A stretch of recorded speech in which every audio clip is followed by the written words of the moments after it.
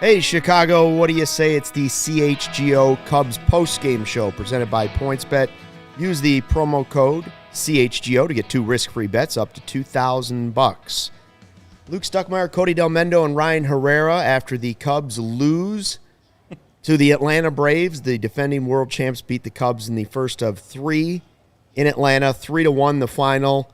Well, this is the beginning of a tough stretch. The first of 11 games against what should be really good teams by the end of the season, if you include the White Sox, who are struggling right now. The Braves haven't been great, and this was another one of those games where you could say, well, woulda, coulda, shoulda. There were some opportunities, but when you get 4 hits, you're not going to win too many games. Yeah. I don't even know where to start, Luke. I would say I always try to bring up the most annoying thing or something to nitpick or whatever. I guess tonight, if you want me to spin zone it already for you, is it wasn't great, but it wasn't bad. Like, Stroman gave us a great outing, his best outing as a Cub. The bullpen was solid, like nails, actually. Ethan Roberts fucks. We had no offense tonight except for Ian Happ hitting a homer. We had some chances, bad base running. Ian Happ hits a homer, but he also gets thrown out between second and third on that comebacker to Fried. Yeah. Hermosillo on that fly ball from Suzuki. I don't know if he was trying to steal on that pitch or not, but why he was past second base, I don't know. Yeah, I'm pretty numb on this one. Like, I don't really have I'm not, like, pissed off or anything. I'm just kind of like, whatever. Like, it could have been worse. It's too early. It's too early in the season for whatever, Cody. Yeah. We got to save that for August. But they have lost 6 of 7, and that is not a good stretch. No, right. well, I like how Cody's like, oh, that wasn't good, but it wasn't bad. Like, that's, I think when you look at the Cubs, that's just kind of how they've been. Like, they haven't been atrocious, and they probably aren't an atrocious team, but they're also not going to be like a contender. Like, you're good, you'll get your bad, but like, it's not like I don't know how many games have we watched this year where it's like we looked at it and it was like, this is a really, really good team or this is a really, really bad team. It's kind of really been towards the middle, towards the average, which is like kind of what we expected. Saturday was their good game. Yeah, it was a really good game, and that was it though. Yeah, but today felt more like, and we think that the Cubs are going to succeed this year. A lot of things need to go well for them, and today was just one of those days where a lot of things didn't, and just. They did a couple things well, but just didn't add on and pile on. I did think that they hit Fried pretty well for as good as Fried is. He only had 4 strikeouts. They just, like, how many times am I going to have to say, well, the balls just didn't land where the grass was? Like, I feel like I have a reason to say that after every game, but I guess that's what happens when you don't have a team that can really go out there and hit a homer anytime. But, I mean, I felt like there were a lot of hard-hit balls. I mean, the Braves had a lot of hard-hit balls, too, that went right in the gloves. So I guess it kind of evened out. But, I mean, they just took advantage of the chances they had more than the Cubs. Yeah. The Cubs really never had there was maybe 1 or 2 innings in there I felt like they had a chance to score some runs. But, they just never really got anything going. And it was frustrating because, you had the off day and you start the beginning of a road trip, and, you had a disappointing series against Pittsburgh, so you're trying to show some resiliency here and try to bounce back, and you only give up 3 – your pitching staff only gives up 3 runs, but you can only score 1, and it's off a solo homer from Ian Happ. Like, I don't know, man. It's just very discouraging. Yeah, and then, like, you mentioned just there's a couple opportunities, like that second inning. Contreras leads off with a double down the line, hustle double. Double looked like it would be the start of something, and then Frank Schwindel strikes out swinging. Jan Gomes grounds out 4-3, and then Nick Madrigal grounds out 5-3. So it was like you put a guy in scoring position right off the bat, no outs, and Jan managed to move Contreras over to third on a ground out, but at that point it's 2 outs, and any other contact is, I mean, obviously Nick Madrigal, if he's already at third when Jan Gomes gets that ground out, if Frank Schwindel can move him over with no outs or on 1 out, whatever, that's a run. But it's just there was a couple times where they did something, like even after Habs home run, Nico Horner singles, but then they just didn't add on. So well, and then against Matzik they had Horner and Suzuki both take one deep, almost to the wall, and you thought, on another, maybe it's a hot night and those would go out somewhere. But that you can't count on that too often, And right, that's Jack's saying exactly what we are in the chat. That's why you games like the this Pirates. is why you got to beat the Pirates, because Right. you're going to have nights where you don't get more than 4 hits against the Braves. He's absolutely correct. Yeah. And Nick, of course, is doing what everybody else is doing as a Cubs fan. If you're going through the game and watching Twitter and you see Rizzo hit 2 homers, you got to stop it, though. Just don't do it to yourself. Just let it go. The era is over. It's a new era coming, and it's going to be a rocky ride getting there. Right. The So- MLB leader in home runs, Anthony Rizzo. Yeah, 7 home runs on the season now, right, for Rizzo? Yep. The best month of April he's ever had in his career. He's always terrible. You pointed out. He always had rough Aprils for the Cubs. Yeah. yeah. And good for him. I mean, Yeah. I have nothing against it. And I don't want to go back and talk about all the bullshit, but, like, it is what it is, man. Like, the Cubs are undoubtedly going to regret whatever that comes from, whether it's him, Baez, or Bryant, one of these days. But they chose a direction of trying to rebuild a new next great Cubs team, as they like to call it. And they're in the process of trying to find what we got now that can go with what's on the farm right now. So I also wonder. I it is what it is. haven't looked deep, but I also wonder how many of Rizzo's homers have been helped by that short right field porch at Yankee Stadium. Like, Oh, for sure. It's a good ballpark for him. yeah, it's a good great ballpark for him. I can understand why he decided to go back to New York to play his home games 81 times a year. Ian Happ, we're trying to find positives, trying to find some sort of silver lining in the game where he had 4 hits. Well, one was the home run from Happ, and he's now got 7 hits from the right side this year. Okay, Yeah. that's good. Yeah, including his first home run from the right side this year. So was that a 7? We say 7 for 18 Yeah, from the 7 right for side, 18. which again, historically has been a lot better from the left side than the right side. But he's showing that he is able. He's carrying on because he's consistently hit well from the right side this year.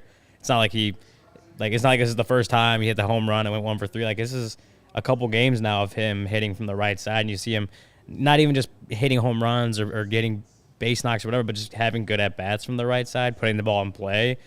Ross talked about it last week of him like going, taking the ball to the outside side of the field from the right side, from the right side of the plate and taking it to right field, stuff like that. So, Ian Happ is showing a lot better plate discipline, a lot better of an approach from the right side of the plate. And, we always talk about switch hitters, and sometimes I wonder why some, guys switch hit in the first place. Right. Like why you come up and switch hit when you could be a lefty and be really, really good, whatever. But Ian Happ is showing that right now. He's showing that ability to hit from both sides of the plate well enough that, if he hits a homer today and he's hitting whatever 7 divided by 18 is. I don't have the quick math in my head, but yeah, he's 7 for 18 on the year from the right side. And he would, he'd be the first one to tell you he'd like the base running thing back, but that's just another, there's multiple examples in this game, whether it was the Hermosillo play in center, the Happ base running, we've talked about. There are like multiple errors, mental errors in the game, and this is not a roster that can afford that if they want to win close games, or most games, really. And certainly not, even though they've been struggling, certainly not against a team as talented as the Atlanta Braves on the road. You're just not going to win that game very often if you make that many mental mistakes against the Braves. Yeah. Plain and simple. Yeah. It was a brutal night for me running the CHGO Cubs Twitter account, as I was just spending a large part of it defending, and not necessarily, well, I guess I was defending Michael Hermosillo, but all I was trying to say is that the guy deserves some consistent playing time so we can really find out if he can be part of the future. And I'm not saying being part of the future to be your everyday center fielder. We all know that's not it. But, he could just be the fourth outfielder or something like that. He's only 27. And, it didn't go well with his fielding error. We're unable to get the ball off the bounce that allowed Atlanta to get that third run. Hit a really nice catch after that to kind of redeem Really nice himself. catch. Yeah. I mean, probably the highlight of the game for the Cubs outside of the half homer. Yeah, but no, that then was he had the great. bad base running like the next inning. So it was just like you taketh, you giveth. I don't know, man. I still think he deserves just a little bit more consistent playing time so we can find out if he's part of the future or not. People think that I'm online saying that he's going to be the next great thing. And it's like, no, I just think that I'd rather see that than almost 31-year-old Rafael Ortega and Jason Hayward. So, sorry. Yeah, and that's the part when you have your platoon and you have your lefties going against righties and your righties going against lefties, when it's just like in Major League Baseball, there's way more right-handed pitchers than there are lefties, so it doesn't balance out how you want it to. But yeah, I mean, Hermosillo, I don't even know what to say, because like that error is like I could see that he got crossed up on there, and like there was a weird placement of the ball, and it's like he probably would not have caught it if he dove. Just gotta block it. Yeah, if you're not gonna dive, you have to stop that ball. And it's easier said than done. I'm not a major league center fielder, but you have to be able to stop that ball. And was it 0 for 4 today? Or 0 for 2, got 2 hit by pitches. Yeah. Yeah, I mean, he like you said, maybe it stems from, especially we were talking about, he got his first hit on Friday. Yeah. And maybe that stems from the fact that he just doesn't, like, it's not like everyday playing. It's like he gets a day starting in center field, and then he pinch hits the next 3 games. They've literally Yeah. only used him against left-handed pitching, Yeah. and that's it. And while that is fine if you have a really good team that's ready to go and win the World Series or whatever, like I get that, but that's not the position the Cubs are in. I'm the only one sitting here who was dumb enough to think this team could win 87 games. Okay? Like, so Clip that off. So, like, Use it all for I'm social. saying is if we're going to enter reality here and this team is 81 wins at best, like Luke believes, then And that was optimistic for me. Let's see some of the young guys. That's all I'm saying. Like, that's all I want to see out of them. Like, and yeah, he had the air and all that, but like, when was the last time he played in Atlanta? When was the last time he played just started a game outside of Friday? You know what I mean? Like, I feel like baseball players talk about all the time, when they get consistent playing time, they get into their routine, and routine is not just for pitchers, it's for other players too. They do their work before a game every day, when they know they're in the lineup, when they already know going into the day they're probably going to be in the lineup. There's something about that helps them get ready for a game and be prepared and all of that.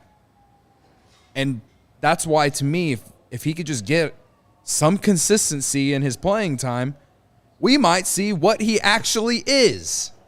You're So- right. You're right. It is, and we've said it many times, it is an exploratory, developmental season.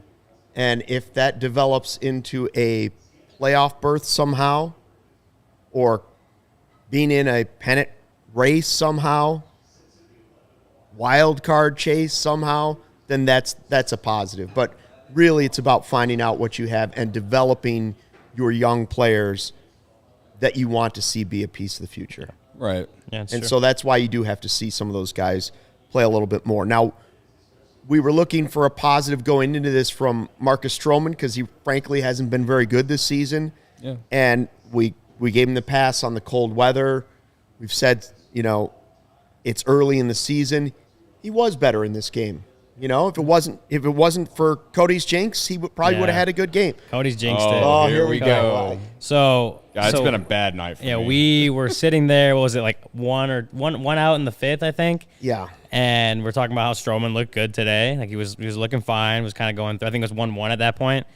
And then Cody had typed out a tweet. He's like, I have this tweet ready to send. He says, it's a bad night for the Marcus Stroman was a bad signing group, something like that. He says that the next pitch is and I said you should hold on that just for a little bit. Next pitch was that opposite field home run that ultimately won the game.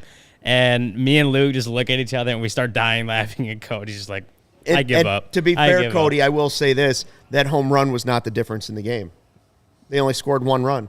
Yeah. Yeah. Yeah. I mean, they only scored one run. That home run, it was a difference in the game as far as that made it a 2-1 game. Yes. But no, I mean, the Correct. offense getting one run on 4 hits. You got to score more than one run. Yeah. I mean, he get 6 innings and 3 runs, but 2 earned, right? It's like that's a quality start, and that's the second one the Cubs have had all season. So you got what you needed. Stroman gave you a chance to win, and the Cubs the offense just wasn't there. And, Max Fried's a good pitcher, and the Braves, they just came off the World Series. They have good pitchers on their staff. But you're not going to win a game scoring 1 run on 4 hits, no matter. I mean, Stroman, he throws a shutout, yeah, sure, you got a chance. But that 6 runs, or 6 innings, 3 runs, 2 earned, that should put you in a position to at least have a chance, and the offense just wasn't there today. The results were good enough. They did hit him pretty hard, though. There were some moments where they struck the ball pretty well off of him, and it was progress. I'll say that. It was progress. It wasn't like he was out there, as you guys like to say, shoving. He wasn't shoving, right? He did a nice – you would take that outing. It wasn't a dominant outing by any stretch of the imagination, but it was better than what he has been. And maybe those – he was doing some dry stuff, you said, in front of the mirror, and he's going through the motions, trying to figure out the leg lift, figure out what mechanic is just slightly off, and maybe he found something. Maybe that's the first step. So yeah, he did also progress. Have that slider was working. It looked really good. Yeah. He only got 2 whiffs on it, but that's 2 whiffs on 10 swings. But he also added 8 called strikes. Like it was looking good, and it looked like he was spotting it where he wanted to. I guess we'll wait and see what he says post game, if that's that's what we saw was reality. But the slider looked to be working for him. He got, it was 84.6 average exit velocity on 5 balls in play. So it's not a huge sample size on that part, but it just looked like it was working for him. It was a quality start, and he gave you a chance to win, but at the same time, I'm still, there's concern that he's getting hit. The average on 21 balls in play against him, 93.3 average exit velocity. Like that's still a lot. It's still higher than he normally has, and higher than you want him to have it. So because that's what Will Collins is saying. Stroman pitches to contact, though, right? And we're saying yes, but you don't want that contact to be blistering off the bat. Which is like, again, if you go back to just that would be the highest by far of his career. He is right. He is a contact guy. Yeah, he's a contact guy. It's just when he's on, you get the contact he gets, because you talk about it, and we talk about the high contact lineup or whatever. But contact is not always great. Like, you could talk about you want contact and putting the ball in play is good, but the contact itself is not always that good. But obviously the contact that's getting hit off him right now is higher than where he normally is. That average exit velocity is higher than where he's historically been. So maybe that's next. Is just maybe he's still figuring it out, and that maybe next time you start to see that hard contact start to come down a little bit. Yeah, honestly, look back at the Hermosillo catch. If he doesn't catch that, that's probably a 1-out triple. And who knows if he even gets through the 6th inning or the 5th inning, I mean. Yeah. And so hard contact for sure, not great. But also it's good to see the Cubs were aligned good defensively at the same time. For most of the game, honestly, there was no real bad defensive outside of Hermosillo's error, Like, the defense was pretty good tonight outside of that one moment. But there were a couple nice plays, actually, outside of that. Yeah, because of the Hermosillo one that you just mentioned. Yeah. And then right after that was Suzuki catching one at the wall. Right. And that we mentioned it, but, like, in Pittsburgh he had one where he kind of, like, maybe he didn't run completely into the wall, but he kind of, like, hit the wall as he was, like, trying to grab a ball. And I don't know if maybe he just didn't know where the wall was or what happened. That was when it was in Pittsburgh. But on this one, he had – I don't even remember if he had to look back on it, but he had a clear, like, idea of where the wall was. And so when he jumped, like, he wasn't jumping into the wall or, like, trying to he didn't let that affect him. And I think that was the key to that play and making sure he got that catch was he knew where the wall was and knew he wasn't going to hit it before he caught that ball, and so that didn't affect him. It didn't affect him catching that ball, and I think that's what you really like to see too. Yeah. What were our? Did we do the bet for the one first inning scoreless? Because it was a scoreless first inning, right? We didn't go with that tonight. We did not. But if you took Max Fried under 5.5 strikeouts like I did, and how always said a positive to the night, Cody. Yeah. There's always a positive. If you took it like I said in pregame, you're sitting here pissed off about the Cubs' loss, but hey, you have more money, and I'm here to share all the time with you guys. So I did that bet on PointsBet, which is the best way to support CHGO is if you download the PointsBet app and use code CHGO when you sign up. If you make a $50 or more first-time deposit, you'll receive a free CHGO membership, which unlocks all of our web content, and you'll even get a free shirt of your choice from the CHGO locker. If you have any questions, email pointsbet@allchgo.com, and we'll help you. Remember that PointsBet is your home for live in-game betting. They even have a new exclusive feature, live NBA same-game parlay. For the first time ever, build the perfect live same-game parlay only with PointsBet. Combine your favorite bets anytime during the game. You can even boost your live same-game parlays. And now online sign-up is available in Illinois. You can actually download the PointsBet app right now and register your account from start to finish, all from your phone. Luke did it. I mention it every show, and Luke did it. And if Luke can do it, you all can do it as well. Signing up with the fastest sportsbook is now easier than ever, so you can start living your bet life in seconds. Use code CHGO to get 2 risk-free bets up to $2,000. So what are you waiting for? Once the game starts, don't just bet. Live your bet life with PointsBet. Gambling problem? Call 1-800-522-4700. Is that Rocky 4? If you can do it, we can do it. We can all do it. Oh, is that when after he beats Drago? Yeah. And he like, Yeah. you could change, I could change, whatever it you was. can something change, like I that. can change. Yeah, I know what you're doing. If I can do Wow. points That's bet, the you best can do Rocky. points bet. That is the best Rocky, I That's think. my favorite. I think that one I is, must but then break the you. Rocky 3 Clubber Lang is very. I Yeah, like it's that good, one. too. And Rocky 1 and 2 are awesome too. Rocky 5 is. But Rocky I don't 4 just hits completely different. lower I like the new Rocky, by the way. The Creed series. Oh, has been Creed pretty with I watched the B. first one. Jordan. I have to, Yeah, I pretty have to good. go First back and one's watch pretty the second good, one. yeah. For sure. Normally this time of night, I'd be, a year ago, I'd just be falling asleep right now. But now, taking that AG1, guys, I'm sitting here, I'm with the kids. I'm up with the kids right now. I might not be up till 3 a.m., but, Like me last night. I was thinking I started taking the AG1 because I didn't have time. I wanted better gut health. I wanted more energy, and I wanted an optimized immune system. Been on it for over a month. Love it. Doesn't taste super healthy. It's kind of mild, tropical. I actually look forward to it in the morning. I start each day with it. 1 scoop of AG1. You're absorbing 75 high-quality vitamins, minerals, whole food source superfoods, probiotics, and adaptogens to start your day right. Special blend of ingredients supporting your gut health, your nervous system, your immune system, your energy, your recovery, your focus, and aging, all of those things. I get this noticeable boost of energy when I take it first thing in the morning on an empty stomach. Zing, off I go. It's a lifestyle-friendly thing, too, because it's keto, paleo, vegan, gluten-free, dairy-free, all of those. You're all good with AG1, and you're investing in an all-in-one nutritional insurance for less than $3 a day. Think about that, $3 a day. All that money that you can save, Cody can then put towards more Air Jordans. If you're only spending $3 a day on your health, that's a pretty good bargain. Recommended by professional athletes, more than 7,000 5-star reviews. Right now, it's time to reclaim your health and arm your immune system with convenient daily nutrition. Just 1 scoop in a cup of water. That's it. No need for a million different pills and supplements to look out for your health. And to make it easy, Athletic Greens is going to give you a free 1-year supply of immune-supporting vitamin D and 5 free travel packs for those summer vacations with your first purchase. All you have to do is visit athleticgreens.com/CHGO Cubs. Again, athleticgreens.com/CHGO Cubs to take ownership over your health and pick up the ultimate daily nutritional insurance. Again, Cubs lose 3-1, the first of 3 games against the Braves. They've lost 6 of 7.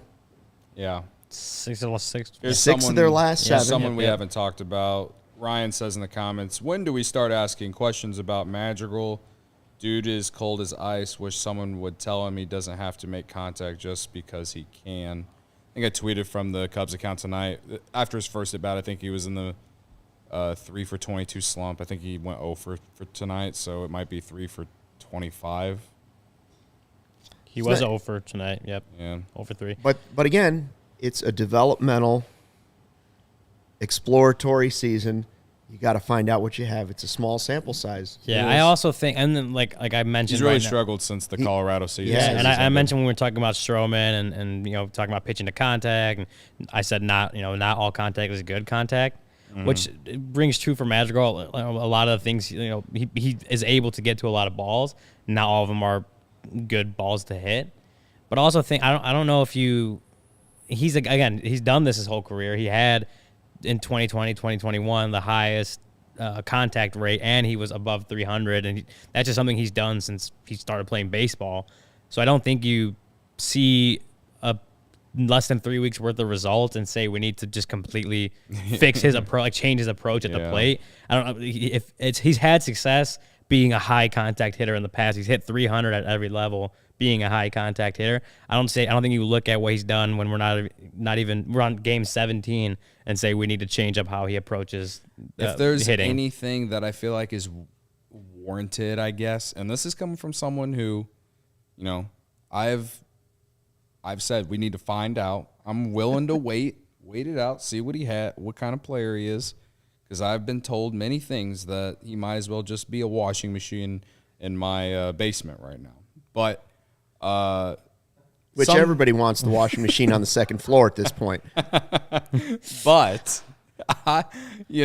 there's many times it's almost become like a very consistent thing where he's just automatically putting himself in an 0-2 count, like a lot. And I don't know if that's because he's trying to, get a hit on the first pitch or what, but it just seems like he's finding himself in 0-2 counts a lot. He's not striking out, but he's hitting a lot of ground balls, either the third or to second base.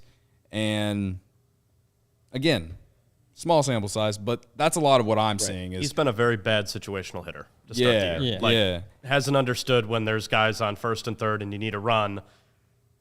Take a little bit more in the account.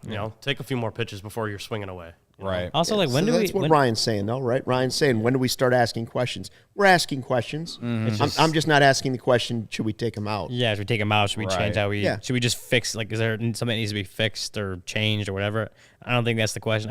My question is, when do we start, or when do we stop calling it a small sample size? Like, what do you guys like consider like when you hit this benchmark? Okay, it's not a small Memorial sample size. Day? It's Yeah, I would say through Memorial Day, it's a Memorial Day. Now you've got a healthy trend. 100 at bats.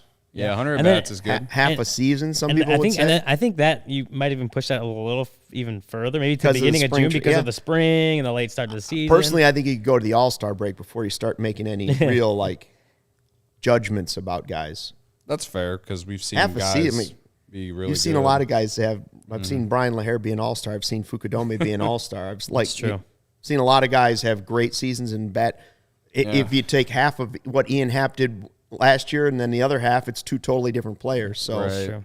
So again, that's something I feel like maybe I don't want him to change who he is, right? But that's something. If there's something that I'm noticing a lot of, it's he's just finding himself in the 0-2 counts a lot, and then he gets into protect mode, and that ends up him hitting a lot of ground balls to second or third base. So hopefully he can find himself out of it. He has the talent. And, again, he hit really well in Colorado. I know everyone hits really well at Coors Field, but that's one of the reasons why the Cubs aren't really doing much right now is because he's not really doing much. And, they for the sake of the future, we need to see better. should we revisit our power rankings from the pregame show in case people weren't available for that? It was kind of an odd time. This is from Luke and Cody. Yeah. Luke and Cody and I power put together our Cubs power rankings. It's the second time we've done it this season. We adjust it.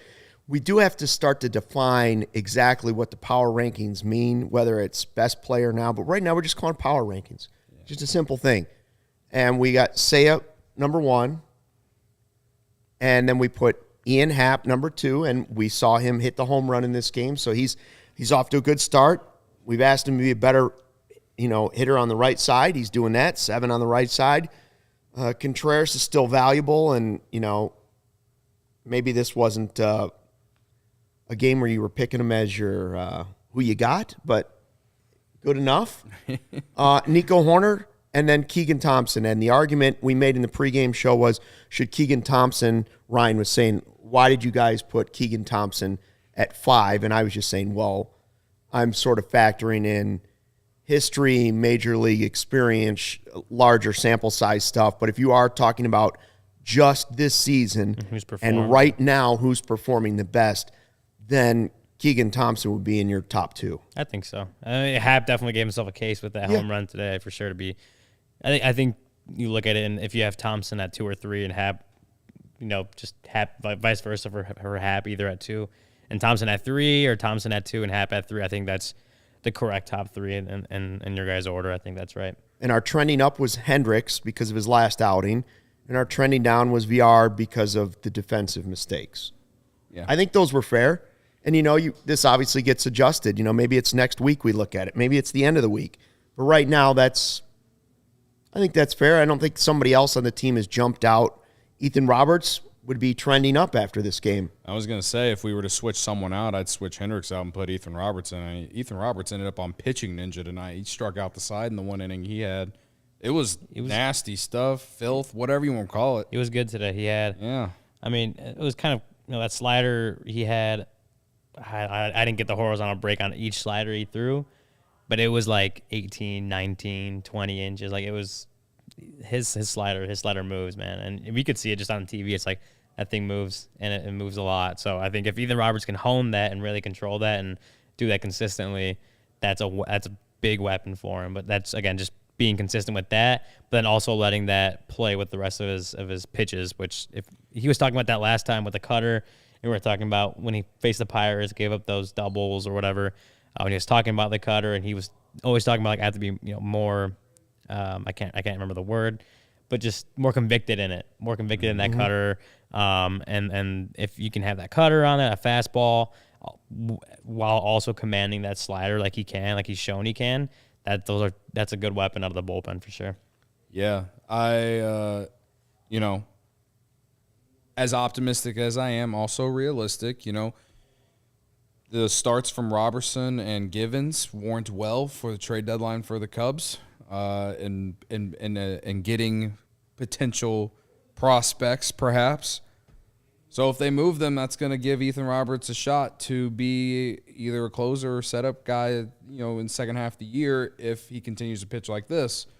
And that will give me something to be excited about if that is the route the Cubs go, because, Are you giving up on the Cubs already? I'm not giving up on the Cubs. I'm just somebody needs to put the Cubby Kool-Aid back into Cody's veins. A realistic outlook. Everyone wants to yell at me all the time for being bamboozled and over optimistic. I'm giving you a realistic outlook. We love your positivity. Here. Maybe you'll give up on him after I tell you Rizzo just hit his 3rd home run of the night.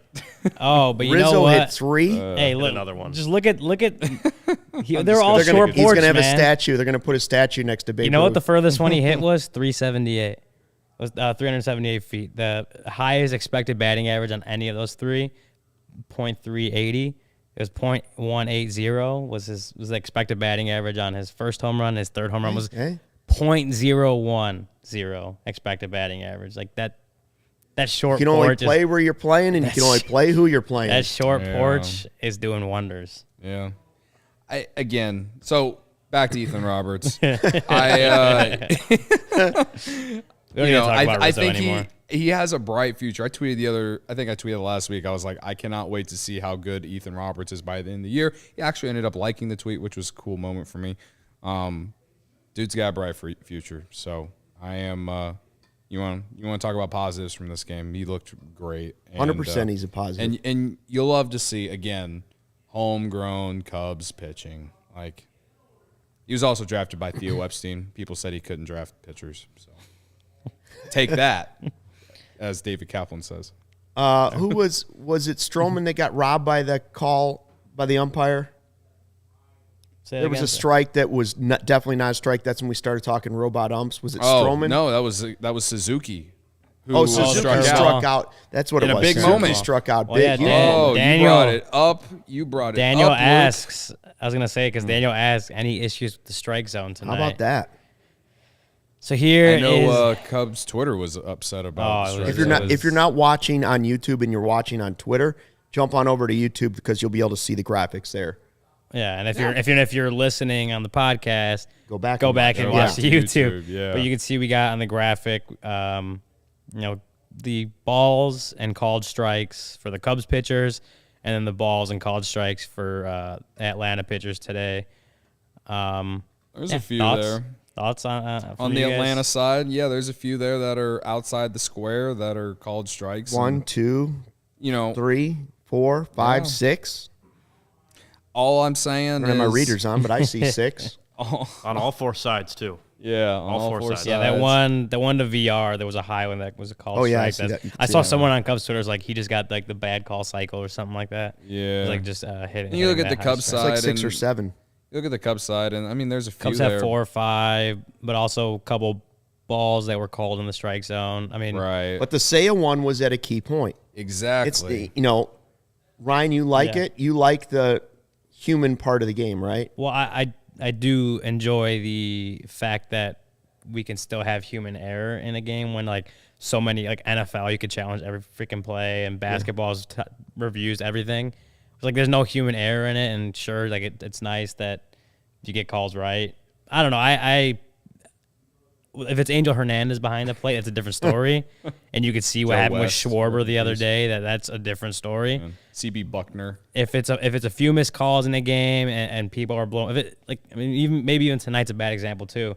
But if there's a few missed calls in a game and people are blowing up about it, I look at it and I'm like, that's baseball. Like you had a couple, especially if they're borderline and don't go the way your team wanted it or whatever, and people complain about it and blow up over it, and I'm just like, I enjoy the human element, but again, that comes with the caveat of if it's very bad and very blatantly bad, that's a different story to me, and that's where I kind of like fall in the middle of like, I like the human error, but there's a lot of times where human umps would help. Tonight, so what you're saying is tonight, it's okay that Barrett was wrong because he was wrong for both sides the few times that he was wrong. He wasn't egregiously wrong. I don't think that's what I said at all. To one team. To one team. He wasn't egregiously unfair to one team. I think he had missed calls on both sides. It looks like if you look at can you pull the graphic up again? If you look at like just where the Cubs pitching was, and versus the Atlanta, I think Atlanta maybe got more favorable calls overall. But I think there was some missed calls that he had over on the Cubs side too, and for both sides. I mean, but it's just, and I'm gonna get blown up for this too. But when it comes to both ways, and I would have to look back at especially the situations like that Suzuki called third strike was bad because that was like a time where it was a rally killer. They could have got some runs off it. Right. It was a curveball that never hit the zone that was called. So I would have to go back and look. Like, because that tells a story of like what was happening, but also doesn't tell us like, was that in an at bat that didn't mean anything?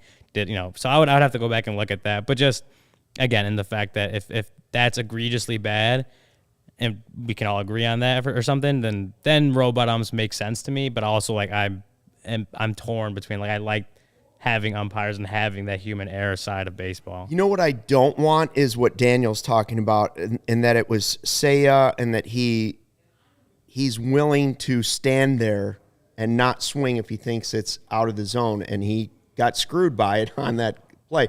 I don't want someone with Seiya's discipline to now, when he starts getting a couple of those calls, think that he has to start reaching outside of that zone. I don't want it to change his approach. Mm-hmm. I don't think it will, but he's so unique and so good at knowing what the zone is that I don't want an umpire making a bad call or two bad calls or a couple nights in a row getting ripped off and getting sent back with, he left the bat on his shoulder.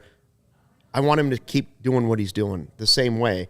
And so in that way, a robot ump would be slightly better. The other thing is there was plenty of human error in this game without the umpires. Yeah. There's a ball going to the wall. There was base running. But I get what you're saying. It's First of all, it's a different sport. Right. Yeah. But I'm torn on it. If robot umps make the game 15 minutes faster, I'm in on that. Sure. We're all in on that if it makes the game faster. Listen, like, do I have to compare this to the shift? Like, if the umpires help the Cubs out, then I love the umpires. If they don't, if they screw the Cubs like they did tonight in that particular moment, I hate the umpires. I don't know. Like, I just want them to get it right. Like, I don't know, man. I'm all. Like I said earlier, I told you guys when we were watching the game, but I'm all in on robot umpires if they put a physical robot behind the catcher, a droid, like a R2D2. droid, yeah. Like if R2D2's at second base and C3PO's behind the plate. If they can get the licensing from Disney for that and have R2D2 calling balls and strikes back there, I'm all for the robot umps. Might as well put It's Chewbacca just over at third. frustrating, man. Like, especially like, it takes away a moment for a player like Seiya. Like, it goes in the box score as a K. It shouldn't have been a K. Backwards K too. You know what I mean? Like that's the thing. How many players in the league deal with that every day? You know what I mean? That's dollars and cents. At the end of the day, they're either gaining or losing. Yeah. To me, it's just annoying. If robot umps can go back and give Armando Galarraga a perfect game, I'll also be in on that because he deserves one because that umpire fucked him that day. yeah. How Jim many Joyce. how many games Jim do you Joyce, think yes. Glad he are apologized for ruined it. by human umpires? Like in general, I will say this: outside of Angel Hernandez and Country Joe West back in the day, CB Buckner too. CB Buckner too sometimes. They do get them right. There are plays like at first base where I have no idea watching it live if the guy's safe or out. And then I'll watch the replay on slow-mo, and still I'm not totally sure what it is. And then you see the super slow-mo from another angle, and somehow they got it right. I don't know how they do it. Yeah, I'm not saying I can do what they do. Oh, I I'm know not I either. can't. I also couldn't think- do what Angel Hernandez does. Yeah, I also to be think honest if with you just make examples out of every single time it happens, that's a different story. If you can look at like a large, again, we talk about sample sizes, you can look at a larger sample size of it and notice like, hey, there's something wrong. Like this keeps happening. That's a different story. But if you just, when people are nitpicking every single missed call, missed ball, whatever, then I'm like, let's let the game play out I'm and not really see how the zone looked through the entire game. Because if you're getting pissed about a called third strike that was outside of the zone in the first inning, you're just not really giving it a chance. But if you go all 9 and then it's different, then you have an argument. What about what Little Yumper's suggesting on the Lil chat? Lil Lil Yumper says Lil. Verlander had a good solution. No Allow T the in pitcher, there. catcher, and batter to have one challenge a game. If they lose the challenge, they have no more for the rest of the game. I'm okay with that as long as that is not a super long challenge. Like it should take 10 seconds to look at the box and be like, it's outside of the zone. It's in the zone. Right. Right? It shouldn't be some like long NFL review about something. It should be that simple. Whatever the computer shows you with that box, it's a strike. Yeah, or because it's a you not. have the broadcast, then like seconds later has the whole thing showing for the flight path and where it hit the Yeah. hit. It should take no less than 30 seconds to give you What's that the max decision. amount of challenges you would give then? Because his other thing is like if you lose it, then you lose it, but you only get like what, 3 a game, 2 a game? He says here one. He's challenge saying one, and I'm saying I think they only each have one. one. Like each pitcher gets one. I think he says allow the pitcher, catcher, and batter. No, that doesn't make any sense. I'm letting them have I each don't know. team have one per game. Like you could go back and get that Suzuki one back, you would get it. Yeah, I mean that's definitely one. But and then that also plays into because they have challenges. You're going to save it for later in the game or for key points for sure. That's like you really want Ones where you're walking a run or something. Yeah. I just want to, emphasize that I'm not a guy who tweets the strike zone on the MLB at bat like Gamecast or whatever every time a call doesn't go right. I just to me the only reason that I'm really in on robot umpires is that at the end of the day You just got to get the calls right. The NBA and the NFL have done their best to try and get that. And the MLB, we've talked about how instant replay has its flaws, whether there's not enough evidence, this or that. And, they finally are now making umpires tell us what they are challenging or what they're looking at, which is a step in the right direction. But even instant replay still has some flaws in it. There's just so many, you just see so many flaws or errors made by the umpires in the game today, in my opinion, that I think it's warranted. So that's not to say that we should just completely remove the umpires. I remember when we were sitting on the couch, you guys were talking about, I think you Ryan and Kevin were talking about like the glasses or something like that. Oh, yeah, Kevin mentioned that. Kevin mentioned the glasses. Where it gives them the strike zone, but it still allows you to have the human element, but at least it puts like the strike zone there to help them. Like, I don't know. Like, I feel like that's at least a step in the right direction. It's going to be a while till they actually finally do it, if they actually decide to do it. But I don't know. They just got to do something. Like, there's so many times where the umpire's decision or call affects a game more so than the players. If they got rid of it, though, I would miss, like, the different ways they call somebody out on a strikeout. The ball call, the strike call. Like, I think, was it Naked Gun where Frank Drebin he would do the, if you guys haven't seen that, it's way too old, never mind. You've never seen Naked Gun, have you? No, I have not. No, it's actually a good baseball movie. I know I should have seen it, and I've definitely heard of the movie. I just It's have pretty never funny. sat down and watched it. It's pretty funny. All right. Yeah, I mean, I don't know. I don't think that's the biggest problem in baseball. I think they have other things to fix before they need to worry about the robot umpires. Now, it might be one of the easier things to fix. Angel Hernandez is an average ump. He's not that bad. Just makes egregious calls. What does that mean, Jack? Making hot takes, he said. He said his hot take. He's an average ump. He's not that bad. Just makes egregious calls. Okay, that's bad. That's egregious bad. calls is bad then. I think maybe he's trying to say that like overall he's not that bad, but then But when he they're always bad, has they're the, really the bad. worst Yeah, when call they're at the end of the bad, game, like yeah. he did the other His day. umpire scorecard last night on strikes, or 2 nights ago, was 76%, I believe, yeah, against that the Phillies game, and Yeah. it was Phillies and Horrible. Brewers. It was both sides. Like Awful. it wasn't very good. Yeah. And you could see that's why when Schwarber was like going off, and he was like, it's this side, it's that side, like both sides. Like, you're like he was fighting for both teams, which Right. is hilarious. Yeah. PointsBet, Ryan, Hello. is a wonderful sponsor of ours. They are. And we should mention them one more time tonight. Yeah, I mean, I'm sure PointsBet. Maybe they're happy that we didn't take the Nerfy today, The Nerfy. because that would have been money in your two pockets. I need to point out to you, Ryan, that if you're watching, when I touch the brim of the cap and pull the earlobe twice, that's the PointsBet read. Oh, okay. I thought you were telling me to steal third. That's exactly right. That's all right. But yeah, if could you be confusing. if you enjoy CHGO, one way to help us continue to grow is to download the PointsBet app and use code CHGO when you sign up. Not only are you going to get 2 risk-free bets up to $2,000, but if you make a $50 or more first-time deposit, you'll receive a free CHGO membership, which unlocks all our web content, and you'll even get a free shirt of your choice from the CHGO Locker #dope merch. If you have any questions, email pointsbet@allchgo.com and we'll help you out. And in case you missed it, online sign-up is available in Illinois. You can download the PointsBet app right now and register your account from start to finish, all from your phone. You'll be signing up with the fastest sportsbook easier than ever, so you can start living your bet life in seconds. What are you waiting for? Once the game starts, don't just bet. Live your bet life with PointsBet. Gambling problem? Call 1-800-522-4700. They're angry in there. Yeah, I was going to say, Yeah. you know, You can hear the CHGO, we White have Sox guys. podcasts and post-game shows after every game.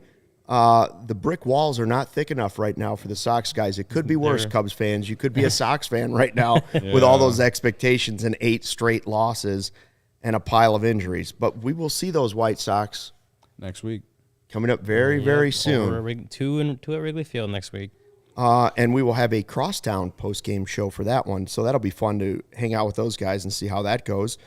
Premium written content for members at allchgo.com. Ryan Stuff's there. Vinny Duber, if you're a White Sox fan or a Cubs White Sox fan, the dope merch is coming in. I've seen it everywhere. Cody's got some dope merch on. I had He's one got on, the I had it on CHGO. yesterday. You had the dope merch on yesterday. And you get a free shirt when you become a member.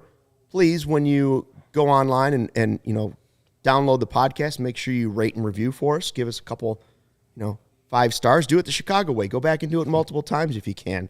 The members-only Discord, the CHGO Lounge. All right, so we got another game coming up against the Braves.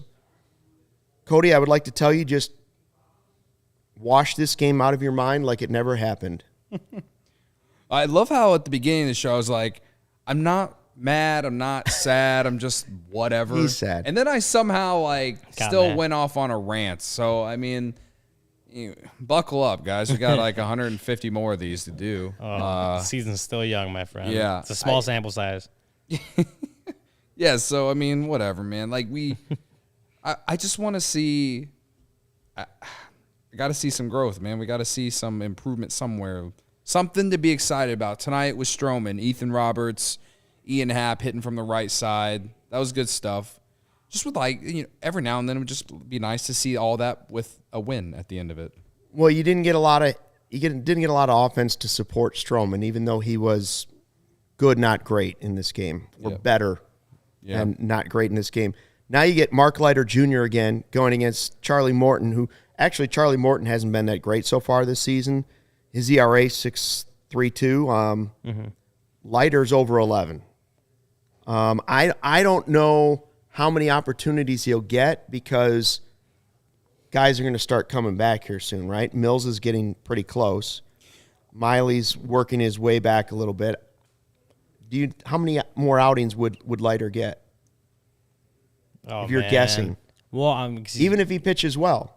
Well, he's going to get this one tomorrow. And then with the off, honestly, they have 2 off days next week. They have Monday and Thursday, and I'm trying to do the quick calculation of when they may just that might be one of those times where they can skip that spot in the rotation. My point is his opportunities are shrinking, and so each game becomes more and more important for him as he tries to prove. We're talking about developmental seasons. I think that show me. I think that we will get another showing of Keegan Thompson tomorrow because that hasn't pitched since what? Friday? Did he pitch Friday? Keegan pitched Friday. Yeah. So that's what I was thinking. This could be Leiter, so Keegan I think Thompson. we'll get Leiter for maybe through the first time through the order, and then maybe we'll see how the hard contact is that second time maybe. But if Leiter doesn't pitch well in those first couple innings, do you bring Keegan Thompson in and waste him at that point? The way he's been pitching. Obviously, it really depends on how the game is going, right? But I wouldn't want to see him come in if they were down 5-0. Right. But if he does get a lead and he gets through that first time through the order, which in his first 2 appearances, he's done very well the first time through the order.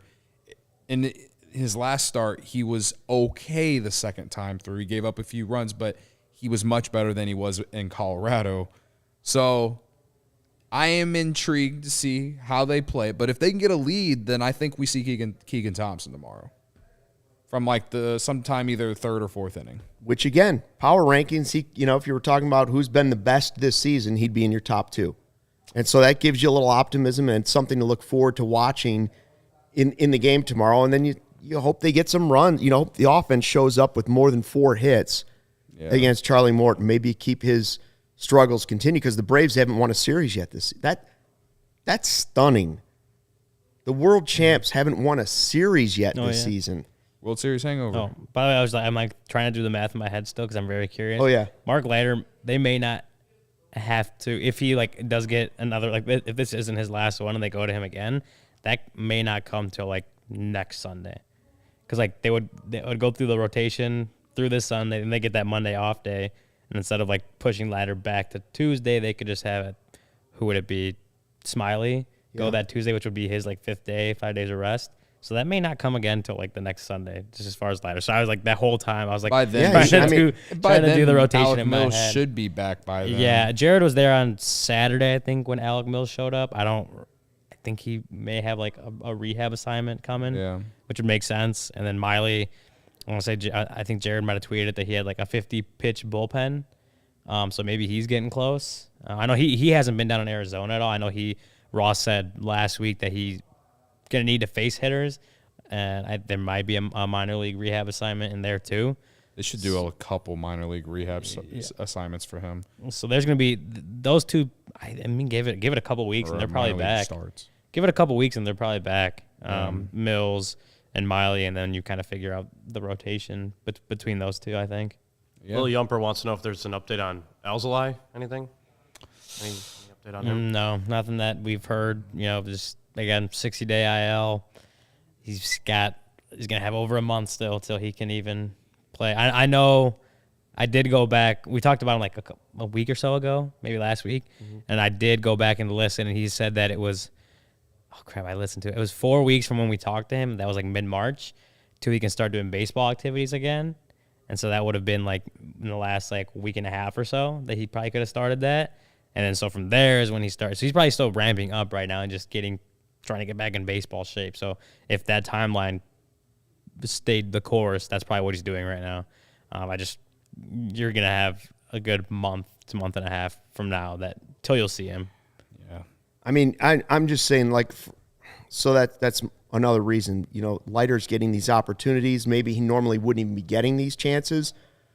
I feel for some of these guys because there's a ton of pressure. Like, their baseball careers are on the line, and we're kind of watching it, and, we're hoping that they do well, and when they don't, maybe sometimes fans get angry. But, man, there's a lot of pressure on somebody when he's looking at that going, well, I've been okay, I've been inconsistent, I got one more shot. I mean, that's like handing the ball to a guy that, hey, man, go ahead and pitch in the World Series. For him, tomorrow is his World Series.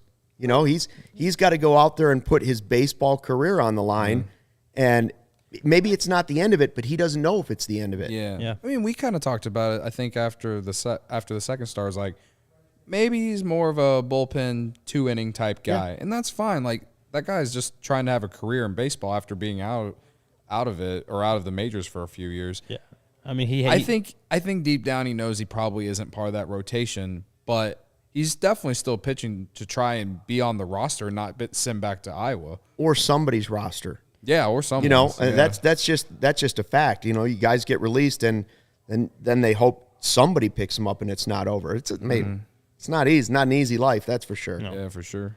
But no, I mean, and then Leiter, like you mentioned, he could be a couple multi-inning guy, 2, 3. He has had some success the first time through the order. Those first 2 outings now with the Cubs, that didn't translate obviously the second time through the order. So maybe he is a guy that could go out and get you an inning and a third. And that's kind of what I'm saying. Yeah. So I mean, yeah, the Cubs need more of those. They can't use Keegan Thompson every time, right? They're trying to do that with Rucker. Yeah. And then Mills, if he's not in the rotation, he is that guy as well. Rucker was good tonight. Yeah. Got the one inning clean, nothing. I was looking at his numbers on Fangraphs. Like, he's only pitched like 6 innings now total. You were so low on him too. I was very low on him, but small sample size. Small sample size. Every outing that he has outside of tonight, the Cubs have had him pitch 2 innings. So with the way that baseball is trending now, where the starters aren't going into the 7th inning, you need more of them. So, yeah, I mean, let's the people like Luke don't like that, but we're young, we'll get over it. The Cubs are trying to be with today's age, So, let's check out our who you got before we go real quick. I don't know that we have a real winner in this. Some of the guys on the chat, I can't remember who it was. I think Jack might have had Schwindel. Hap would have been the guy to have tonight, probably. Hap or Stroman. And I don't think any of us took Hap. Did Horner not have a... We're getting 3 thumbs down, so nobody win. We're getting a no-win. Contreras had a double. Horner had a hustle double. Horner had a single and took one to the warning track. Even if we're not giving me the win, Contreras should have been like the side thumb. Me too. Like, Horner had a hit and took one to the warning track. Yeah, and he reached second on a wild pitch. Yeah, and he advanced, right? He advanced to second base. Good eye on the. I said that should count as an eighth of a point. It was good base running. Contreras but I'm saying it was like it was not only a double, it was a hustle double, and that has to count for something. No, it's No big winner in this I one. don't think so. Yeah, you could have been thumped sideways. I'll give you that. Yeah, You know, thank you. if anything, you get a moral victory. My guy got on Wait, base wait, wait. twice. Horner doesn't get that? Yeah, but not. No, you had a double. What did Horner go? Didn't Horner go had a hitless? single, Okay. and he drove one to the warning track that was caught on a nice play. Did you And then did he you reach advanced base on a flyout? after the was the base running error.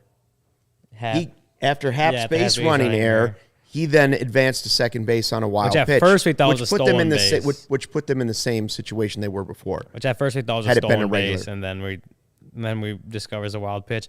And Hermosillo just had like a roller coaster of a game of a who you got. Like it was 2 hit by pitches, Jack had an ego too. had 2 hit by pitches, an error in center field, a really good play in center field, and then a base running mistake. Like it's just up and down for Hermosillo today. So he definitely washed that one. Yeah. So do we pick for Let's game just 2? put We that. don't have a pregame show for game 2 of this series. We'll have a postgame show. But should we pick our who you got so we can review that tomorrow? The problem is we don't have the lineup yet. So we could just wait until tomorrow afternoon and then on the honor system text each other who's our who you got. I like that. Or we could have we tweet it out from the CHGO we Cubs can- we account. could- we'll tweet it out. Maybe we can put a social graphic up or something. I don't know. Let's do that. Yeah, or tweet at us, Feel free to tweet at us who you think we should be taking because I could use a little help. I've only got 1 win so far. We really only have I don't even declared know 1 where we're win. at. It hasn't been very good. I've only picked 1 time, so this is the second time I picked, and I definitely came close to winning. Even though I won't I take came the, close to winning. I won't take Yeah, the so point did the 'cause it Cubs, was- 3-1.